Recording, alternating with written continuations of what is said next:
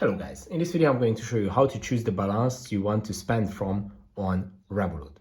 So it's pretty easy. I'm going to show you step by step how to do this. Just open up your Revolut account and go to the home page of your Revolut by going to the bottom left corner of the screen. Then go to the top right corner where you can open up the cards menu. These are all your cards. Depending on how many cards you have, you can have different types of cards. But you can do this with any of them. Just open up one of your cards and go to the settings menu. Inside the settings menu, we are looking for the first option, all cash accounts spend from. And with this feature, as you can see, you can choose the balance you want to spend from. And basically, it is going to show you all your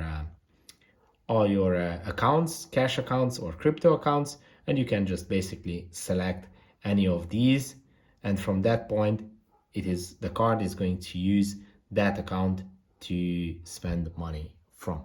If this video was helpful for you, please consider sending a super thanks donation. Bye bye.